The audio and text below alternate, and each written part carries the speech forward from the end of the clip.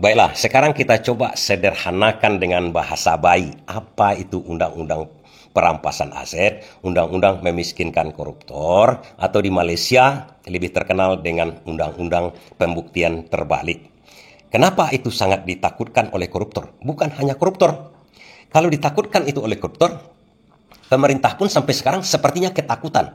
Terbukti sudah 20 tahun undang-undang itu macet di DPR atau di pembahasan antara pemerintah dengan DPR. Sepertinya takut juga pemerintah dengan DPR. Apa artinya? Koruptor takut dengan undang-undang itu. Kok pemerintah dengan DPR takut juga? Sama-sama takut. Apa mereka termasuk dalam kategori koruptor? Tapi kita coba sederhanakan. Dan kira-kira apa akibatnya kalau undang-undang itu diberlakukan? Akibatnya sangat dahsyat. Contohnya di kasus Pertamina ini sekarang yang akan saya contohkan. Bahkan ini akan membuat pemasukan tambahan kepada negara. Kok begitu? Mari kita lihat kira-kira definisinya. Undang-undang perampasan aset, undang-undang pemiskinan koruptor itu seperti begini sebenarnya. Saya korupsi, terbukti di pengadilan. Saya korupsi 100 miliar. Saya harus ganti uang itu semua. Itu dulu satu. Biasanya uang yang dikorupsi itu entah kemana-mana lagi. Sudah dibelanjakan, poya segala macam, atau buat setoran-setoran ke tempat lain. Di sini dulu kuncinya. Nah, ada aset saya. Mungkin dari 100 miliar itu yang kita belikan cuma 5 miliar. Kita belikan ke aset kita, mobil atau rumah atau apa-apa. Tapi karena kerugian yang diakibatkan oleh tindakan yang kita korupsi itu 100 miliar, merugikan kekayaan negara, kita harus ganti 100 miliar. Ambillah dari aset kita. Apakah aset itu warisan dari orang tua, hibah, dan lain-lain. Dari tempat lain kita dapatkan hasil yang halal pun itu diambil semua. Oke, tidak seperti sekarang. Koruptor cuma dihukum sekian, kemudian denda sedikit, masuk penjara, keluar dari penjara tetap kaya dia dari hasil korupsi. Bisa disimpannya. Oke, itu kuncinya. Nah, berkaitan dahsyat nanti kalau kita lihat di kasus Pertamina sekarang.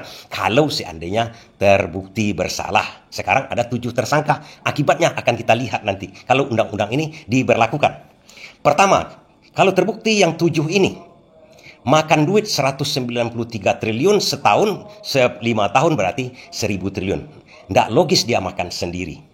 Atau 7 orang saja cuma makan ini. Begitu hartanya mau disita, mau dirampas untuk menutupi kerugian, kan tidak cukup. Dihabisilah sampai titik nol hartanya. Ke-7 orang ini tidak punya harta sepeser pun lagi. Oke? Tapi tentu saja dia tidak mau seperti itu. Dia akan bernyanyi, uang ini ke sana. Ke partai misalnya. Misalnya kepada penjabat A, penjabat B, penjabat C, kemudian aparat hukum segala macamnya dia berikan. Itu disusuri penjabat atau aparat yang menerima itu diambil juga hartanya. Berapa dia disuap? Misalnya untuk itu 1 triliun. Diambil hartanya sebanyak 1 triliun juga. Dimasukkan jadi tersangka. Oke, berantai dia. Efek domino namanya. Efek domino dari undang-undang perampasan aset. Misalnya sampai level menteri mendapat uang dari situ, diambil juga hartanya sebanyak yang dikorupsi, yang disuap tersebut. Kalau tidak jumpa lagi uang itu, diambil hartanya. Walaupun dia halal mata pencarian, halal rezekinya kemarin itu, diambil lagi sebanyak itu, diganti. Jadi 193 atau 1000 triliun ini kemana-mana uangnya diambil semua, dirampas oleh negara. 1000 triliun, coba bayangkan. APBN kita ini cekak sekarang. Untuk makan siang gratis saja yang 400 triliun, cuma 80 triliun baru tersedia. Itu pun macet. Coba bayangkan 1000 triliun uang dirampas oleh negara dari sisi ini.